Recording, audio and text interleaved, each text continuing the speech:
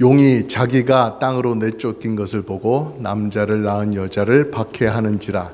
그 여자가 큰 독수리의 두 날개를 받아 광야 자기 곳으로 날아가 거기서 그 뱀의 낯을 피하여 한 때와 두 때와 반 때를 양육받음에 여자의 뒤에서 뱀이 그 입으로 물을 강같이 토하여 여자를 물에 떠내려가게 하려 하되 땅이 여자를 도와 그 입을 벌려 용의 입에서 토한 강물을 삼키니 용이 여자에게 분노하여 돌아가서 그 여자의 남은 자손 곧 하나님의 계명을 지키며 예수의 증거를 가진 자들과 더불어 싸우려고 바다 모래 위에 서 있더라.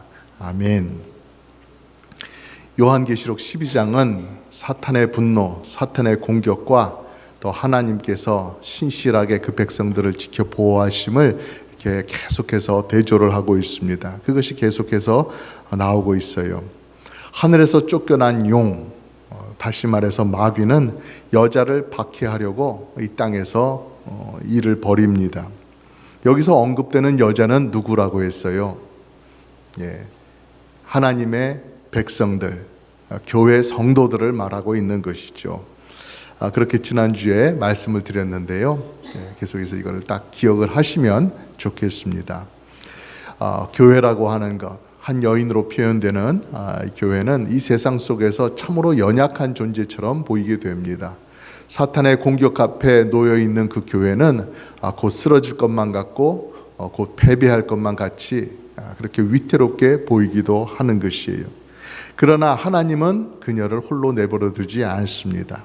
오히려 여자를 위해서 어떻게 해준다고 하시냐 하면은 그 여자를 하나님께서 예비하신 곳에 데려다 주신다고 하는 거예요.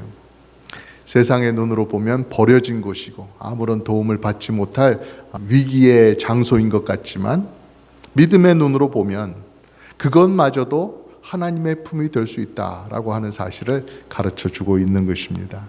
오늘 말씀을 통해서 하나님의 보호하심이 얼마나 철저한지 또 우리를 하나님께서 광야로 인도하시는지 그러한 의미를 우리가 잘 깨달아 알기를 간절히 바랍니다. 하늘에서 용이 쫓겨난 것, 이미 사탄이 결정적으로 패배했다라고 하는 뜻이지요. 예수님께서 십자가에 달려 죽으셔서 우리의 죄를 용서해 주시고 우리의 죄를 다 씻어 주시고 또 예수님께서 부활하시고 승천하심으로 말미암아 우리에게는 영원한 생명이 있음을 또 우리에게는 부활의 몸이 주어짐을 그러한 것들을 다 나타내시고 증거해 주셨어요. 분명히 약속해 주신 거예요. 그래서 그 승리로 인해서 예수님의 십자가의 승리와 부활의 승리로 말미암아서 사탄은 하나님 앞에 우리를 참소할 근거가 없어진 것입니다. 우리를 법정에 세우고 우리의 죄를 질타하고 할 만한 그러한 자격이 없어진 거예요. 그런데 사탄은 끈질기게 포기하지 않는 것이죠. 땅에서 여자를 향해서 분노를 쏟는다라고 오늘 말씀은 가르쳐주고 있습니다. 사탄은 계속해서 여인을 공격하려고 해요. 그렇지만 하나님은 그 교회를 보호하시는데 독수리의 두 큰 날개를 가지고 그 여인을 옮기시지요. 멀리 옮기셔서 광야로 날아가게 하십니다. 이것이 출애굽기의 말씀을 떠올리게 하시는데요. 출애굽기 19장 4절에 이렇게 기록되어 있어요. 내가 애굽 사람에게 어떻게 행하였음과 내가 어떻게 독수리 날개로 너희를 업어 내게로 인도하였음을 너희가 보았노라. 하나님께서 이 땅 가운데 있는 이스라엘 그 수많은 백성들을 보호하시고 안전한 곳으로 인도하실 때에 사용하신 것이 바로 이렇게 독수리 날개로 너희를 업어서라고 이렇게 표현하고 있는 거예요. 독수리가 그 새끼를 날개로 그렇게 안전한 곳으로 옮기고 하는 것처럼 하나님께서 그렇게 보호해 주셨다라고 비유하는 것이죠. 이 말씀처럼 요한계시록에서도 하나님은 이 핍박이 있는 세상 속에서 자기 백성들을 건져내시고 또 그들이 오직 하나님만 바라보고 하나님의 도우심을 잘 입을 수 있는 그곳으로 인도하신다. 그곳이 바로 광야라고 하는 것입니다. 14절에 보면 그 여자가 큰 독수리의 두 날개를 받아 광야 자기 곳으로 날아가 거기서 그 뱀의 낯을 피하여 한 때와 두 때와 반 때를 양육받았다. 이렇게 기록을 하고 있습니다. 독수리의 두 날개와 같이 어디로든 데려다 줄 수 있는, 어디로든 갈 수 있는 그런 강력한 힘을 가진 날개. 그것을 받았으면 어디 안전한 곳으로 가면 참 좋을 텐데 왜 하필이면 아무도 없는 광야로 날아갔을까요? 왜 푸른 초장이나 높은 성벽으로 둘러쳐진 그런 안전한 요새 안으로 들어가지 않고 허허 벌판과도 같은 광야일까요? 독수리 날개와 비교하면 너무나 어울리지 않는 것 아니에요? 너무 어리석은 장소를 찾아간 것 아닌가? 그런 생각이 든단 말입니다. 그런데 성경은 그곳을 어떤 곳이라고 하였습니까? 파란 글씨를 보면 광야에 있는 자기 곳으로라고 하였습니다. 헬라어 문자 그대로 자기 곳, 다시 말해서 그녀의 장소, 이렇게 번역을 했어요. 그녀의 장소라고 하면은 우리가 생각하기로는 그녀의 소유지인 장소, 그렇게 생각할 수도 있겠지만 그런 뜻은 아닙니다. 그녀를 위해 정해진 장소라는 거예요. 그녀가 가지고 있는 장소, 그녀의 집이 아니라 그녀를 위해서 정해진 장소요, 그녀에게 할당된 장소라고 하는 그런 의미를 담고 있어요. 이 자기 곳이라고 하는 것이요. 그래서 영어에서는 그것을 좀 더 풀어서 the place prepared for her, 그녀를 위해서 준비된 장소라고 그렇게 번역을 한 것이지요. 이것을 우리가 분명하게 알 수 있는 것은요, 우리 요한계시록 12장의 앞부분, 이 전체적인 일들을 한번 짧게 미리 설명을 해두는 이 12장의 앞부분을 미리 보면 거기에는 이렇게 기록되어 있지요. 그를 양육하기 위하여 하나님께서 예비하신 곳이 있더라. 그러니까 이 여자가 독수리 날개로 날아간 곳이, 그 여자가 간 자기 곳, 그것이 바로 하나님께서 예비하신 곳이다 라고 하는 것이에요. 엉뚱한 곳으로 날아간 것 같았지만 그것이 아니라 하나님께서 예비하신 곳이다. 왜냐하면 광야라고 하는 것은 뭐 별게 없는 곳이죠. 물도 없고 식량이 될 만한 것도 없고 도움을 받을 만한 사람들도 없고 아무것도 없어요. 그렇기 때문에 그곳에서 할 수 있는 것은 무엇이냐? 그곳에서 살 수 있기 위해서는 하나님만 더 의지할 수밖에 없어요.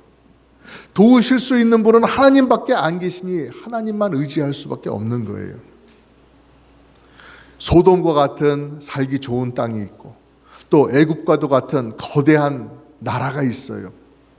겉으로 보면 그곳은 다 가지고 있는 것 같아요. 모든 사람들이 풍족하게 살아갈 수 있는 식량과 또 건물과 제도와 모든 것이 다 준비되어 있는 것 같아요.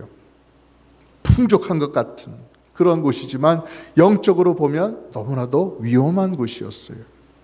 그러나 광야는 어때요? 거칠고 불편해 보여도 어떻게 그곳이 안전한 곳이 될 수 있느냐? 하나님이 함께해 주시면 그 무엇도 해를 가할 수 없는 것이고 하나님께서 함께해 주시면 그에게 필요한 모든 것이 공급될 수 있기 때문에 그곳이 가장 안전한 곳이 되는 것입니다. 광야 그 자체가 안전한 곳이 되는 것이 아니라 광야에서 하나님의 보호를 받고 하나님을 의지할 때 그곳이 세상보다 더 안전한 곳으로 바뀌게 되는 것이죠. 이스라엘 백성이 애굽의 군대에서 쫓겨나갈 때 홍해가 앞을 가로막고 있었어요. 근데 하나님은 그 물길을 갈라서 길을 내셨죠. 그 홍해의 물을 가르고 길을 내시고 백성들을 건너게 하셨는데 그 건너게 하신 다음에 인도해 가시는 곳이 어디냐? 바로 광야였다라는 것입니다. 사람의 눈으로 볼 때는 왜 그런 곳으로 가나? 그곳은 참으로 우리에게 위험한 곳이고 불리한 곳인데 이렇게 생각할 수 있겠지만은 하나님의 계획 속에서는 그 광야는 가장 안전한 곳이고 또 하나님께서 준비해 두신 바로 그러한 곳이라는 것입니다. 그래서 오늘 말씀에 이 여자, 이 교회가 간 곳은 잘못 찾아간 곳, 엉뚱한 곳, 어리석은 판단으로 실수한 곳이 아니라 제대로 하나님의 보호를 찾아서 하나님 앞으로 제대로 나아간 것이라고 하는 사실을 우리는 이해할 수가 있는 것입니다. 이렇게 믿음의 사람은 세상의 안목대로가 아니라 세상의 잣대로가 아니라 하나님의 약속을 따라서 하나님의 인도하심을 따라서 움직여 나가게 되는 것입니다. 세상 사람들이 말하는 대로 여기가 안전하다 해가지고 그곳으로 가는 것이 아니라 하나님께서 예비해 두신 그 자리로 나아가는 거예요. 우리의 인생의 여정, 믿음의 여정이 바로 그곳을 향해서 나아가고 있는 거예요. 때때로 우리의 생각을 벗어나는 그런 일들이 우리에게 펼쳐질 수도 있습니다. 내가 계획한 것 이대로면 참 좋겠다, 이대로면 참 풍족하고 모든 것이 잘 갖춰지겠다고 생각한 것, 그 계획이 와장창 무너질 수가 있어요. 내 생각대로 안 되고 걷잡을 수 없이 나갈 때가 있어요. 그러면 내가 위태하구나, 망하게 되었구나, 끝장이구나 이렇게 생각할 수도 있는데 그것이 아니라는 것입니다. 하나님이 우리와 함께 계시면 언제나 우리를 바른 길로 인도해 가십니다. 언제나 옳은 방향으로 우리의 유익을 위해서 더 나은 길로 인도해 가고 계심을 우리가 믿어야 할 것입니다. 말씀을 보면 사탄이 성도의 앞을 가로막고 또 가로막고 계속해서 공격하려고 합니다. 용은 광야로 간 여자를 포기하지 않고 계속해서 해치려고 해요.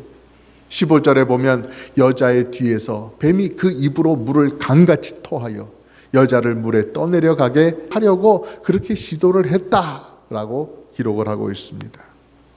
물을 사용해서 여자를 쓸어가 버리려고 하는 그런 계획을 하는 거예요. 여기서 물의 의미라고 하는 것은 문자적으로 그런 물이 아니지요. 사탄의 입에서 나오는 거짓과 혼란, 또 이 세상의 여러 가지 것들을 동원해서 교회에 핍박을 주는 것, 그런 것들을 상징하고 있는 거예요. 옛날 세계에서 물이라고 하는 것, 바다라고 하는 것, 강이라고 하는 것은 죽음과 혼돈의 상징이었어요. 그것으로 인해서 사람들이 많은 죽음을 당했기 때문에 그렇게 생각을 하게 된 것이죠. 그래서 오늘 말씀에 나타나는 것처럼 사탄은 바로 그 죽음과 혼돈의 힘을 사용해서 교회를 위협하고 교회를 공격하는 거예요. 물처럼 쏟아지는 그 비난, 이단의 거짓 가르침, 잘못된 생각들, 또 그럴싸하게 포장된 유혹들,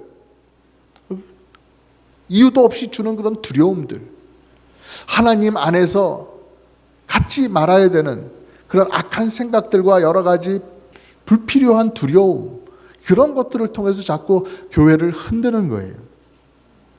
그러나 감사한 것은요, 여자가 있을 곳을 예비해 두신 그 하나님께서 이 공격마저도 어떻게 막아주셔요?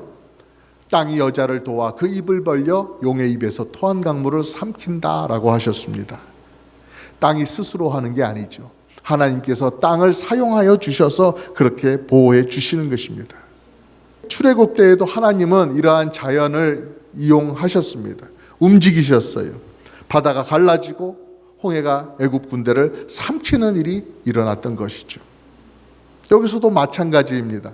하나님은 자연의 질서를 그분의 뜻을 이루는 도구로서 사용하시기도 하십니다. 교회가 위기에 처했을 때 하나님은 때때로 이 세상의 법과 제도를 통해서도 교회를 보호해 주셔요. 또 어떤 때는 예기치 못한 사건이 교회를 지키는 수단이 될 때도 있어요. 때때로는 어떤 알지도 못하는 어떤 사람들의 결정이 결과적으로 교회를 지키는 일이 되기도 합니다. 세상 사람들이 볼 때는 그건 그냥 우연 가운데 이루어지는 일이라고 생각할 수가 있겠죠. 운이 좋아서 아니면 어떻게 하다 보니까. 그러나 성도들은 이것이 하나님의 도움이신 줄을 아는 거예요. 기도하는 성도들, 깨어있는 성도들은 이것이 하나님의 도우시는 손길이라는 것을 분명히 알게 되는 것입니다. 하나님은 초자연적인 기적뿐만 아니라 이 자연과 역사 속에서도 계속해서 그분의 백성을 지켜가시는 그런 일들을 행하고 계시는 거예요. 이렇게 하나님은 계속해서 보호하시는데 또 그 반대편에 서 있는 사탄은 이쯤 되었으면, 하나님께서 그렇게 교회를 보호하시면 이제 나는 이제 내 뜻대로 안 되겠다, 포기합니까? 그렇지 않습니다. 세월이 좀 지났다고, 몇 번의 공격이 막혔다고 사탄은 물러서지 않습니다. 포기하지 않습니다. 사탄은 더욱더 분노해서 여자의 남은 자손들과 싸우려고 한다 하였습니다. 용이 여자에게 분노하여 돌아가서 그 여자의 남은 자손 곧 하나님의 계명을 지키며 예수의 증거를 가진 자들과 더불어 싸우려고 바다 모래 위에 서 있더라. 계속해서 싸우려고 하는 이러한 존재, 이것이 바로 사탄입니다. 한 번 문면 놓지 않으려고 하는 것입니다. 끝까지 그 상대를 무너뜨리려고 하는, 그래서 집요하게 달려드는 그러한 속성을 가진 것이 바로 이 사탄인 것이에요. 굴복할 줄 모르고 교만하여서 하나님과 하나님의 백성을 계속해서 대적하는 것이에요. 근데 그 타겟이 누구라고 하는 것입니까? 사탄이 공격하는 그 대상이 어떠한 존재라고 얘기하는 거예요.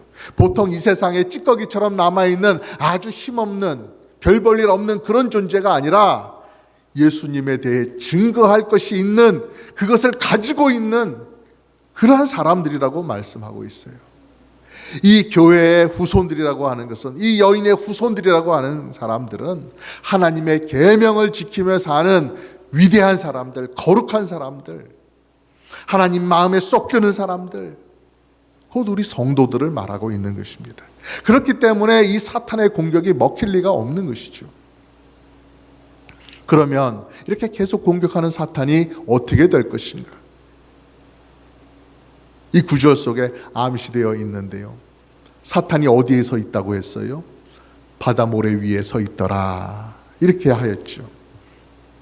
그 이유는 단단한 땅에, 기반이 단단한 곳에 자신의 입지를 단단히 하고 서 있는 그런 모습이 아니라는 거예요. 사탄의 권세는 잠시 크게 보일지라도, 대단해 보일지라도 결코 영원히 갈 수가 없는 거예요. 바다 모래 위에 서 있기 때문에 그러한 것이죠. 여러분, 하나님이 여자를 보호하시는 것, 단지 어느 한순간 있었던 그런 이야기가 아닙니다. 오늘날 우리에게도 똑같이 허락하시는 하나님의 철저한 보호인 거예요. 우리의 인생에도, 또 우리 교회에도 광야에 있는 것 같은 시기가 찾아올 수가 있습니다. 아무것도 의지할 것을 찾을 수가 없고 모든 것이 고통스럽게 느껴질 때가 있어요. 그러나 그곳이 바로 내가 하나님의 자녀임을 가장 잘 실감할 수 있는 그러한 순간이고 그런 자리인 거예요. 그래서 그곳이 하나님이 나를 위해서 예비해 두신 순간이요 자리이구나 깨달아야 되는 것이죠. 하나님은 우리를 단지 이 세상에 두실 때 단지 잘 먹게, 잘 입게, 풍족하게 누리며 살아갈 수 있도록 그것을 목적으로 우리를 인도하시지 않잖아요. 그러한 것을 풍족히 누리기 전에 먼저 우리를 광야로 데려가십니다. 하나님 잘 의지할 수 있도록, 그 법을 배우도록, 하나님 앞에 순종하며 믿음을 가지고 살아갈 수 있도록 우리를 훈련시켜 주시기 위해서 먼저 훈련의 장소, 훈련의 시간을 하나님께서 마련해 두시는 거예요. 거기서 우리의 믿음이 연단되죠. 우리가 쓸데없는 생각하고 있던 것이 씻겨 나갑니다. 우리의 교만이 꺾이고 우리의 믿음이 제대로 자라기 시작하는 거예요. 우리는 고통의 순간에 흔히 그렇게 묻습니다. 하나님, 왜 나를 이런 시련 많은 곳에 던져두셨습니까? 그러면 하나님께서 대답하십니다. 내가 너를 버린 것이 아니다. 내가 너를 보호하기 위해서, 또 네가 나만 의지하도록 하게 하기 위해서 이러한 곳으로 인도한 거다. 내가 너를 인도하였다라고 말씀해 주시는 거죠. 그러니까 여러분, 사탄이 쓰나미와 같은 물처럼 우리에게 덮쳐온다고 할지라도, 거짓의 물, 혼돈의 물이 쏟아져 들어온다 할지라도 그것에 두려워하지 마시고 더욱더 주님 앞에 깨어서 기도하시고 우리 하나님만 의지하시기를 간절히 부탁을 드립니다. 교회를 보호하시는 분은 전능하신 하나님이십니다. 그리고 하나님은 예수 그리스도의 피로 세운 이 귀한 교회를 계속해서 지키고 나가실 것입니다. 우리는 약해 보여도, 교회는 약해 보여도 결코 쓰러지지 않는 것입니다. 하나님의 손에서 우리는 지켜짐을 받게 될 것입니다. 옛날에 어른들이 우는 아이들에게 그런 말을 자주 했습니다. 이 녀석아, 자꾸 울면 호랑이가 잡아간다. 어이구 무서워라. 아이고 호랑이가 우리 집 마당에 와 있는가 보다. 이러면서 아이들에게 겁을 줬어요. 오늘 말씀은 무서운 호랑이를 무서운 뱀, 무서운 용 이것으로 바꾸어서 들려주시는 그런 말씀이 아닙니다. 사탄이 아무리 길길이 날뛰어도 교회를 지키시는 하나님의 보호는 결코 실패하지 않는다 하는 이 소망의 말씀을 주시는 것입니다. 이 말씀 속에서 우리는 하늘의 평안을 누리게 되는 거예요. 여자가 광야로 피하게 된 것도 우연히 일어난 것이 아니죠. 뱀이 물을 쏟았는데 땅이 그것을 삼킨 것도 우연히 된 것이 아닙니다. 모두 다 하나님의 손 안에서 일어난 것이지요. 우리는 누구입니까? 여인의 후손, 교회의 남은 자손, 하나님의 계명을 지키며 예수님에 관해 증거할 것이 있는 그러한 성도들입니다. 우리에게도 이러한 하나님의 보호가 있는 것입니다. 사탄이 바닷가 모래 위에 서서 또 다른 공격을 준비한다 할지라도 그가 서 있는 모래는 언제든지 무너질 수 있는 허약한 기반이에요. 그러나 우리가 서 있는 곳은 어떻습니까? 반석이신 예수 그리스도 위에 우리는 서 있게 되는 것입니다. 그래서 어떠한 홍수도 우리를 무너뜨리거나 쓸어갈 수가 없다라는 것입니다. 여러분 모두 그 보호하심을 믿으면서 하나님께서 인도하시는 길, 하나님께서 예비하신 목적지를 향해서 계속해서 믿음으로 걸어가시기를 주님의 이름으로 축복합니다.